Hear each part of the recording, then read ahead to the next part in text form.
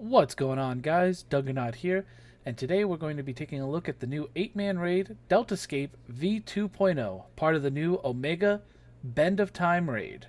This fight has a minimum item level requirement of 295 and will drop turn-in mats to receive item level 320 gear. The boss for this encounter is Catastrophe. The boss itself only has one major phase, but will do multiple mechanics throughout the fight. This fight will also have a duty action, Nero's Anti-Gravity Gimbal. This will be a click item used periodically throughout the fight to avoid specific mechanics. Nero's Gimbal itself will cast levitation on you. You're going to want to make sure you use it properly, because when you click it on, you cannot click it off.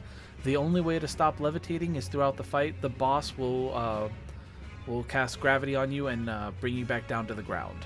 You'll see it pop up on screen. It says Catastrophe manipulates gravity, and then you'll go down.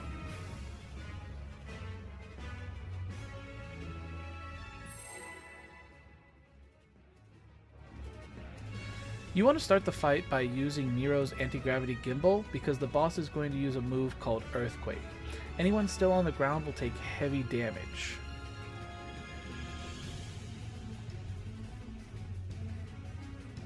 The boss also has a front conal cleave, as well as a tank buster called Evil Sphere. So you're going to want to make sure that the boss is not facing the party to avoid any cleaving damage. So after Earthquake, he's going to go into Evil Sphere, which is that tank buster, and then he's going to manipulate gravity, bringing everyone down. A short time after that, he's going to use a mechanic called Six Foams Under. This move makes everyone start to sink. Anyone who is still on the ground and sinks all the way will get instant KO'd. To avoid this, you're just going to want to go ahead and use Nero's Anti-Gravity Gimbal again.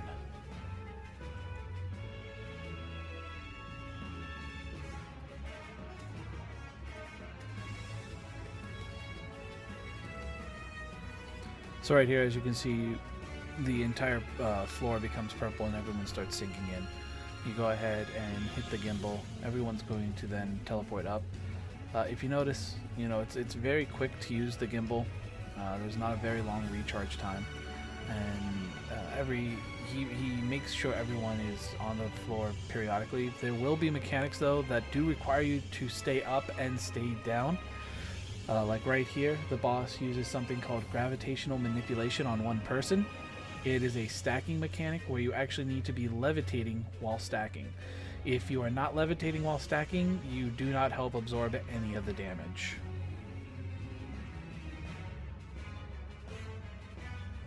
So after he does the stacking mechanic, you're going to see him use a new move in his arsenal, and you're going to see it come up a lot throughout the fight.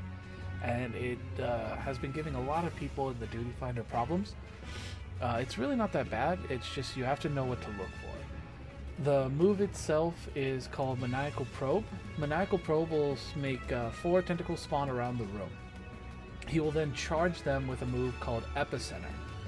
To avoid taking any damage from these, what you need to do is you need to wait and see. As you can see right here, there are eyes that are spawning. 1 or 2 will eventually despawn. The trick is to get behind that tentacle, and realistically, as you can see, we're standing on top of it. You want to actually just stand pretty close to the wall, because the other AoEs are really big. And sometimes only 1 eye will despawn, sometimes 2, but I mean, taking damage from these really hurt. So best practice is just get to the wall behind the tentacle. He's now going to start placing orbs either on the ground or above the air, which is called 100 Gs or minus 100 Gs. Minus 100 Gs are the purplish orbs that spawn on the ground. To avoid these, you're going to want to use Nero's Gimbal. When he spawns 100 Gs, they're going to be orange orbs. You're going to want to make sure that you are on the ground. Sometimes he will spawn them together, so you have to pay close attention to which one he does first, or in which order you do them. If he spawns them both at the same time, there'll be a pattern to the orbs. As you can see here, he did both of them at the exact time, and some of us is still floating. If you notice right here in the very center, there is a safe zone from the minus 100 Gs. You're going to want to get there and wait for him to manipulate gravity. He'll drop you all down to avoid any damage. Sometimes though, he will do 100 Gs and then shortly after do a minus 100 Gs. So then you'll wait for the orange orbs to explode, then quickly use Nero's gimbal. He also has a move called Demon's Eye, which you just saw, which is a look away mechanic. Anyone who gets caught by looking at Demon's Eye will get petrified and also get a stack of vulnerability. He'll then go into another wave of maniacal probes. And then as you can see right here, we learned from our mistake, and as you can see, both the north and south corner did huge AoEs, so we had to be all the way against the wall. And then shortly after that round of probes, he's then going to summon 3 ground and air orbs in a line. You're going to want to get to the edge, and you're going to want to hit Nero's gimbal. He's going to knock everyone up in the air, and anyone that falls will take damage from hitting the ground. After this, once everyone recovers from the ground, he's just going to go back into the mechanics that you've already seen. Nothing really new. The only thing is he will start to combine the mechanics. So he'll still be doing Evil Sphere, which is the tank buster. He will still be doing Demon Eye, which is what you need to look away for. But he'll start combining 100 Gs and minus 100 Gs with like 6 foams under. So right here you can see he is doing 100 Gs, which is the orange orbs in the air. And then after that, he's going to be using it with 6 foams under. So for this, what you want to do is you want to make sure that the orbs in the air explode, and then you're going to want to use Nero's gimbal. You do have plenty of time though, so you don't have to try to rush it and take any unnecessary damage. He'll also be using Earthquake again, which does have a bit of a large cast time, so you can see it coming to avoid damage, because with Earthquake it is massive damage, so you're just going to want to be careful about that. He'll also be using probes again, so as you can see right here. And with this wave too, he will only really be maybe taking away 1 or 2 eyes, so you just really got to be careful about this as well. So as you can see right here, only 1 eye went down, so you're going to want to make sure everyone is at the edge. He then also follows it up with Demon Eye, so you want to make sure that you're looking away. Then he's going to do another round of 100 Gs, and then this time he's also going to be using Earthquake in succession with it. So wait for the orbs to explode, then use gimbals, Nero's gimbal again to avoid the Earthquake damage.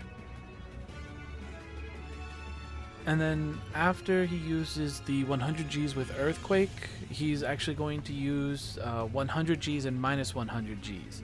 So you're going to want to really be careful for this one. Like I said, the safe zone is going to be directly in the center of the room for the minus 100 Gs, because he's going to spawn 4 purple orbs that will not encase the entire room. It's just going to be the center of the room, which is the safe zone. If you are still levitating, he will use gravity manipulation to bring you down, so you will have enough time to avoid the orange orbs from exploding. See, as you can see, we are still floating, but that safe zone is exactly in the center, so we all grew up there. We also want to avoid the Demon Eye, so he did throw in a Demon Eye here as well. And then the orbs, the purple orbs exploded, and then he brought us all down to avoid the orange orbs.